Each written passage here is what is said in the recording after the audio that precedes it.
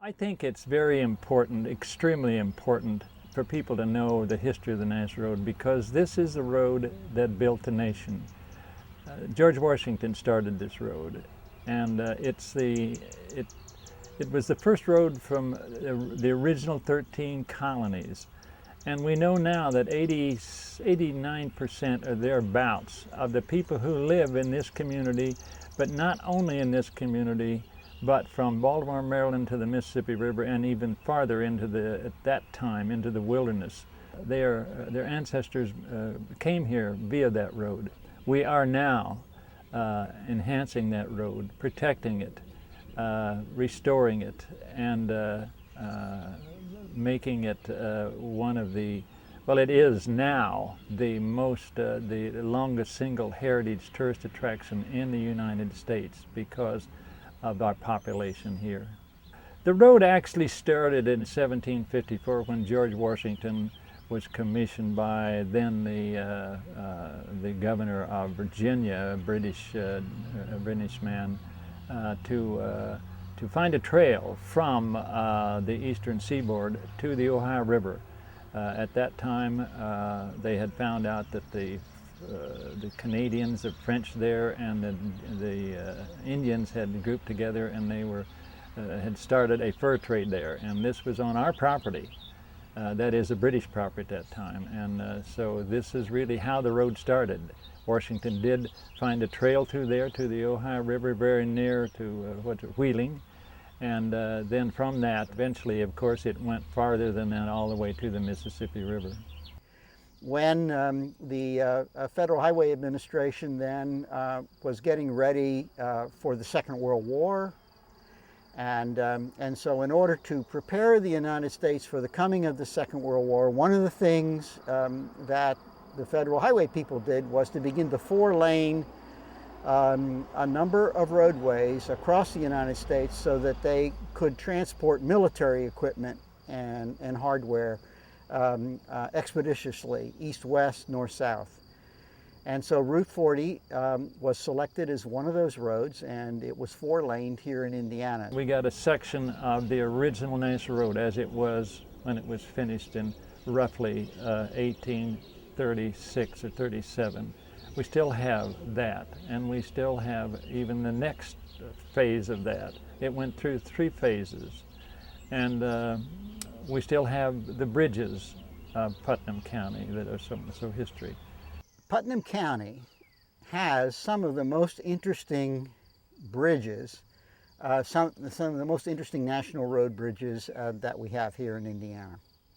It has the only known metal truss bridge on the National Road. The bridge at the moment doesn't happen to sit on the National Road, it just sits off it because when the National Road ceased to be a county road and became part of the Indiana Department of Transportation highway system, was Route 40, the state highway engineers designed and built a brand new concrete bridge, an open spandrel arch, and the county then took the old metal bridge that was now being abandoned by the state and moved it around the corner. But that old bridge is still in operation. It was built in 1891, and the stone abutments for that bridge are still across the creek where the National Road used to cross the creek. But this particular place is most unique. I don't know if there's a place like it through the whole 900 mile of the original National Road, as it is right here in Putnam County. Right there at that one spot, then, you have the 1930s version of Route 40, which is currently used. Then you have the 1920s state highway version, which has got that beautiful open spandrel concrete arch on it. And then you've got, sitting back just past it, in the woods, if you look carefully, you can find the old roadway there from the previous route of the National Road. The old National Road used to cross the creek at Reelsville, and there's a concrete open spandrel arch there of a very different design. That was a bridge built in the 1920s by Daniel Luton, who was an Indiana concrete bridge designer. This man had more patents for concrete bridge design and construction technique in concrete for bridges than all the other people in the United States of America at the time.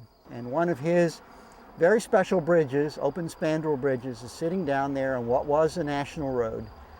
So our place here, we call it Rising Hall because interesting enough that back in old England, the stairways were called rising halls, and we've got 8 stairways in this property, rather in this building, in this house, and so we've called it the Rising Halls.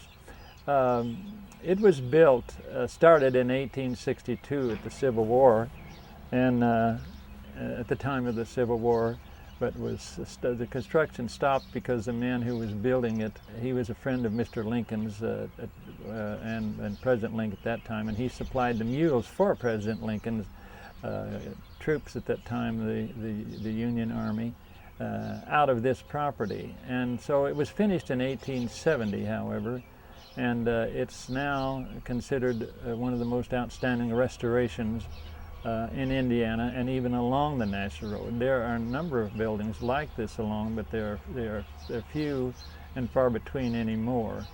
But it is now on an easement, a federal easement, that it can never change on the outside from now until it should suddenly fall down in ashes, I suppose, something like that.